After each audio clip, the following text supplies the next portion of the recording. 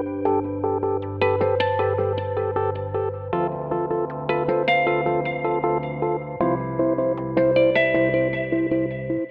has the COVID-19 pandemic and the other upheaval of the last couple of years changed the outlook for colleges, their students, and their employees? Hello, and welcome to this week's episode of The Key, Inside Higher Ed's news and analysis podcast. I'm Doug Letterman, editor and co-founder of Inside Higher Ed and host of The Key. Thanks so much for listening. People often ask me questions like the one I just asked, and to be honest, they make me a little uncomfortable. I'm first and foremost a journalist, and we tend to focus on understanding the present rather than predicting the future. But of course that line is blurry. People read publications like Inside Higher Ed and maybe listen to podcasts like this one for insight into what might be coming around the bend, to be best prepared for what lies ahead.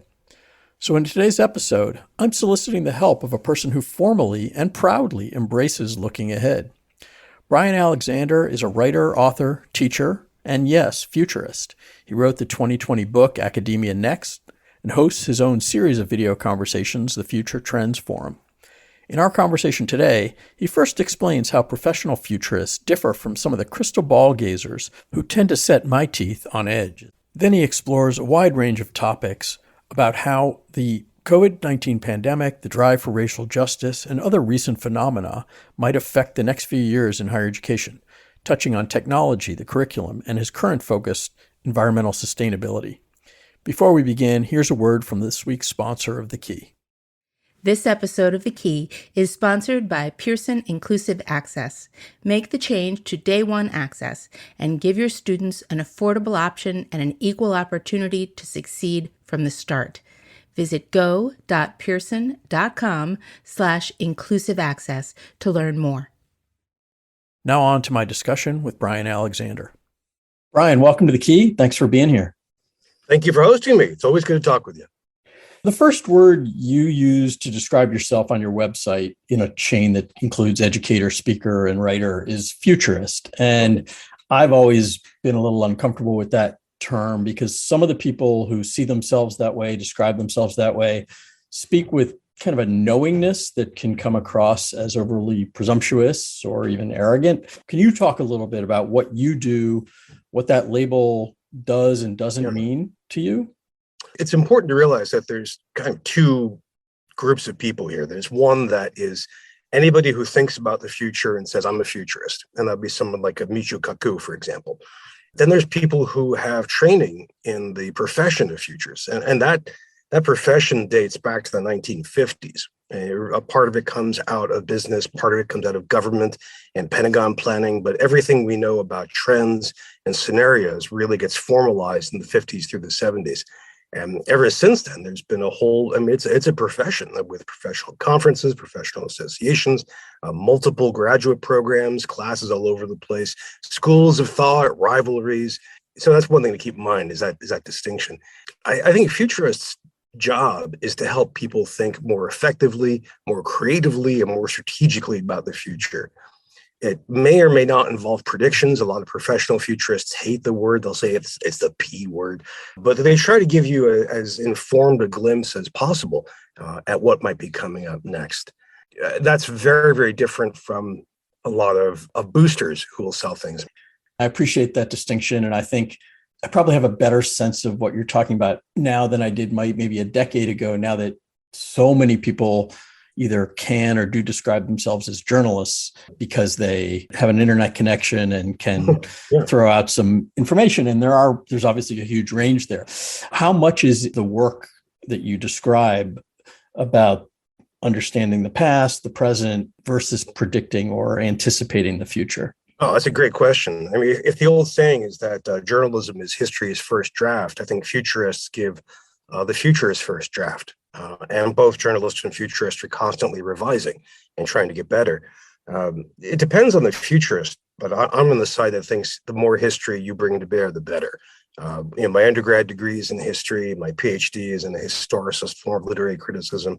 I'm always bringing up history, which can terrify people at times. But I think that's an excellent way just to build things out. Trend analysis is, and another approach too called horizon scanning, are both recent past and the present, looking what my colleague Amy Webb calls looking for signals of the future in the present. If you think the metaphor is a tree, you're looking for the acorn, right? That's perfectly placed to take off. You tend to talk about multiple futures, plural, which largely mitigates the problem of some know-it-alls asserting this is what's going to happen. You seem to focus on anticipating possibilities to help people prepare for different scenarios. Is that a fair way of thinking about your work? I think people who lay out one particular future are usually just very narrow in their focus, and at times they'll be biased, because this future is happening because it connects to them in some way. It's what they want to see happen, or maybe it leads to a solution that they'll be selling down the road. But I think it's much more important to keep in mind the plurality of futures. Cynically, you could say that's a way of hedging bets, which is not a bad thing to do.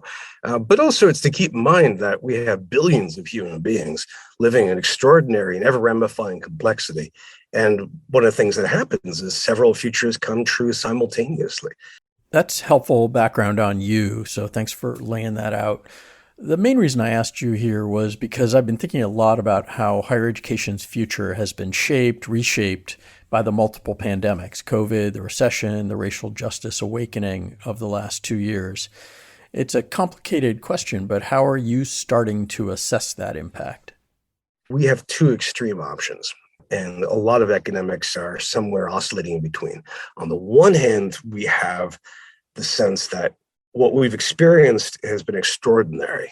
Academia, like our society, like everyone inside of it, has been changed by the pandemic, partly injured, scarred, partly exhilarated, but we've been through changes in a big way. In higher ed, a couple of things have happened. And one is that colleges and universities seem now more committed to teaching, improving teaching than ever before. And this shows up in different ways, notably funding and creation of teaching and learning centers, taking a bit more seriously some of the lessons learned from pandemic teaching. But the other is the huge movement for racial justice.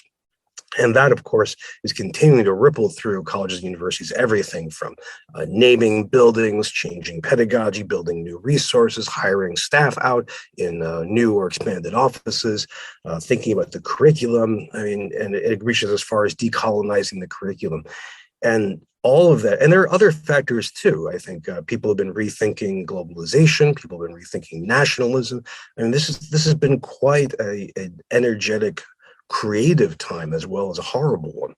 So all of that augurs an academy that is transformed, and also one that's ready for more transformation still. The other extreme is what people have called the snapback, and that's the fervent desire to get back to fall 2019. So for faculty and staff and for students as well, to forget ever having to use Zoom. I think a lot of people have a wide range of reasons for that. Anybody who has suffered badly. I think most academics are somewhere in between. They may have picked out some of the real benefits of being entirely online, making more use of a student's name, for example, or better use of small groups, or maybe learning how to record Zoom as well as how to do synchronous sessions live. Got more people thinking more about blended classes and flipped classes, which we know can be pedagogically very effective. And we also, I think institutions, a lot of leaders are really committed to improving the students' experience, in part because enrollment has gone down. Doug, in my work, I've been tracking the enrollment decline. It started in 2012, and it's trickled down from 2012 to 2019. But the past 2 years, it's really, that trickle has become a surge. We've seen 3 to 5% of our undergraduate enrollment dropping every year. So I think for a lot of colleges and universities, the ones that are dependent on enrollment and fees for revenue, are really hoping if they're losing on the quantity game to improve on the quality side. So I think that's kind of the big architectonic struggle that's going to be happening for the rest of this year and probably for the next couple of years. You talked about going back to 2019. Back then, it was widely believed that roughly 1 in 5 colleges faced some meaningful financial vulnerability. You made the case around then that higher education had peaked. Do you think, in general, this higher education ecosystem is in better shape than it was in 2019 from an economic sustainability standpoint? There are a few ways that we're better. One is that I think higher education embraced a spirit of institutional creativity and innovation in a hurry. There is literally no precedent for what we did in the 2 years ago in the spring of 2020, how we flipped higher ed online in a matter of weeks, just a few days, really. I mean, if you look back at previous interruptions like World War II, the Civil War, the Great Influenza a century ago, we had no opportunity for this, and this time we did something really amazing. And you still see all these developments. Your colleague Josh Kim and my colleague Eddie Maloney had this great book where they looked at all these different ways that higher education was already unfurling and how it was developing different options, everything from changing the calendar to switching up which classes would be face-to-face versus online. I mean, so I think that's one thing that's really important for all of higher education's reputation for being an ossified dinosaur, which is often merited. I think at the same time, we really discovered about ourselves that we are actually a lot more flexible than maybe we thought. A second thing is this real commitment to improving teaching and learning. And I think part of that comes from either a technological criticism or a tech phobia based on people seeing their experience of online education not being as good as face-to-face. And so the idea was to improve that. I think a lot of academics now are pivoting towards making sure that our students are okay in ways that I haven't really seen much of outside of, say, the liberal arts world or some of the community college world. And I think that's great. I mean, I think these are wonderful developments, and I hope we cling to them. And then there's a surprise benefit, which no one wants to talk about for political reasons. But I think the Trump and the Republican Congress did a great thing with the CARES Act. That was a gift to higher education. You remember, we laid off something like 10% of our staff in 2020. It was a horrible, horrible massacre, and one of the worst hits that higher ed has ever suffered. It would have been far worse without that enormous amount of cash from the CARES Act. Given all of that, I think we are also suffering from the weaknesses that we were suffering from when the virus began to first appear. I mean, we have the student debt nightmare, which no other country in the world does, which should be a sign, right, that we're not doing the right thing. That's still there. And we know it can be overstated, but we do also know its economic effects are often bad. And we know just from qualitative work that it's depressing and frightening and scary. The demographic problem is still there. Overall, the picture remains that the United States, like all developed nations and a lot of increasing numbers of developing nations, are simply having fewer and fewer kids. And nothing is slowing that down. And on top of that, we had the problem with public universities. Public universities are about 2/3 of the institutions in the US. And we know from the great work of Chris Newfield and others that state governments for the past 40 years have been reducing their funding to public universities, especially on a per student basis.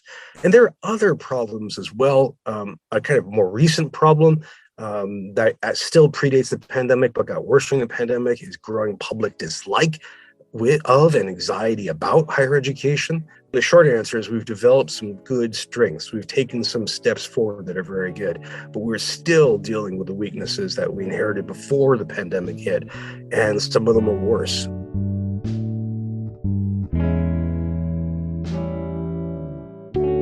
This episode of The Key is sponsored by Pearson Inclusive Access. Make the change to Day One Access and give your students an affordable option and an equal opportunity to succeed from the start. Visit go.pearson.com/inclusive access to learn more.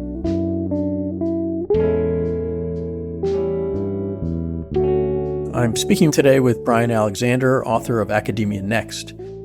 Bryan, one of the bigger question marks for me is the extent to which the innovation and the remarkable creativity we saw many colleges employ in response to the pandemic got into the water. How much is the strengthening of those muscles, that inclination, likely to change how colleges and universities and their leaders behave going forward? Most institutions, like most human beings, I think, make significant changes mostly when they have to, and not necessarily when they don't. So to the extent we see some relief in the pressures and in the compulsion to change, will we see them continue to push in that direction? We can look at it a few different angles. I mean, one is that we could think about it in the kind of economic or behavioral economic way of incentives. And where do the incentives lie? If institutions are committed to improving the experience of students, and not just nominally, but if they're committing dollars to that, if they're changing structures, including, tenure, promotion, review, hiring, then I mean, that's going to be the proof in the pudding right there. And to the extent they're committed to do that, we can measure that. And we can track the number of professional development offerings that are available. We can track the number of teaching and learning centers. I think that's something we have hope for. If the incentive is there, and again, to come back to that enrollment aspect, if the pipeline is narrowing of incoming students, you want to try and maximize what you can with the students you have. And that includes making sure that they graduate in a timely fashion, they have a good experience. And another incentive may be political in multiple ways. That is, for faculty and staff who are really in an anti-racist frame of mind, then trying to focus on their students of color and their experience, maybe something they're just simply committed to. You've started paying increased attention to issues of environmental sustainability in your work. What has spurred your interest in that topic related to higher education specifically, as opposed to, just caring as a person on the planet about whether it survives? In my most recent book, Academia Next, which came out in the winter of 2020, I was looking at American higher education over the next 20 years. For this current book, I wanted to look ahead further, and I also wanted to expand my scope to look at global higher education, because that's how I proceed in my work. And I found that when I looked at everything around higher education, looking ahead 80 years, the climate crisis was everywhere. If I looked at economics, if I looked at politics, if I looked at technology, architecture, culture, sociology, climate crisis is everywhere. Unless you talk to academics, in which case it's just not available. We're not engaging with it. And that really mystified me. And so I kept digging into it further. And I found many ways in which the climate crisis can impact higher ed. One of them is the physical threat that campuses that are close to oceans, campuses that are close to deserts, campuses that are in other locations can be threatened with physical harm, if not destruction. Think, for example, about the major state university in Indonesia that's in Jakarta. The city of Jakarta is actually literally at sea level, and they recently moved the government capital away from Jakarta because of the fear of it being swamped by climate change. But the university is still there, even for campuses which aren't physically, immediately in danger. How do you rethink your entire physical plant in terms of the climate crisis? That is, do you, for example, start electrifying all of your vehicles? Do you perhaps prohibit gas burning cars? What do you do with food service, which is an enormously contentious field? Then you look at research. Obviously, the academia has contributed a huge amount to the research into the climate crisis. And we've seen that in all kinds of the sciences. But we're also seeing more and more scholarship being done across basically every position on the curriculum. And that whole catalog also flips from research to teaching. And we have to figure out how we teach the climate crisis. Do we teach more? And if so, how? I mean, do we have programs? Do we have sub-colleges? Do we have more majors and minors in all this field? I mean, to what extent does academia dive in and play a role in this crisis? I don't know if the professional code allows futurists to have optimism or pessimism, but I am curious, to sum up what we've been talking about, how do you view this moment in terms of looking ahead for post-secondary education and the people listening to this podcast? Where do you place yourself on the pessimism to optimism scale, and how do you think we should be feeling about it? It's a great question. And the first part of your question is especially good because there's my own code is that futurists must look at the full spectrum of possibility from nightmare to utopia. And we have to do that. Otherwise, we're just not going to be doing good work. Not every futurist follows that. Some of them will tend towards one pole or the other of the very happy optimistic or the very grim pessimistic. But I think overall, we try to keep our eyes as wide as possible. And then mentally, that takes a toll. Depending on which way you have to let me to stare into the abyss. One of the chapters of my new book is best case, worst case scenarios, and it might just give you psychological whiplash going through it. Talking about the possible extinction of the human race to a new golden age. that's a lot of opportunity. So I try to keep my mind as open as possible for that. In terms of where this moment is, I think the past couple of years have been a kind of Dickensian epic of best times and worst times. I'm furious and depressed at some of the horrific mistakes that we've done, and I'm delighted by some of the amazing things we've done. You think, for example, about the development of the COVID vaccine, which is extraordinary. I mean, literally extraordinary and amazing, amazing development. You think about the enormous work of medical providers that have been done under horrendous circumstances. And you think, again, about the innovation that we saw in higher ed. But at the same time, we had all kinds of losses and all kinds of misfires, bad teaching and lack of caring at times. I think right now we have to learn from this experience. We have to apply it to make higher education better. And I think on a good day, higher education is always thinking like that. We always want to get better. We want to learn. We should be the kind of learning organizations that we want everybody else to be. And we really should look ahead, not just to next week, but over the next generation, and think about what kind of ancestors are we being for the rest of the 21st century? How are we situating our descendants for their future? And we've got to take that seriously. I'm open as to how we're going to do that, and I'm going to try to do my own personal best to make sure it's as good as possible. I know Inside Higher Ed is a perpetual ally for me in that score. So thank you for all of your work you do in keeping us informed.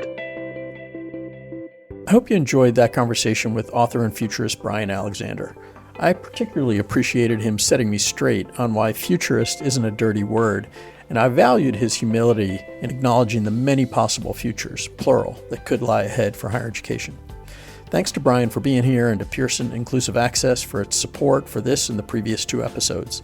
Sponsorships like this help us bring you these sorts of conversations, which we hope stimulate your thinking and maybe inspire you to keep doing what you're doing.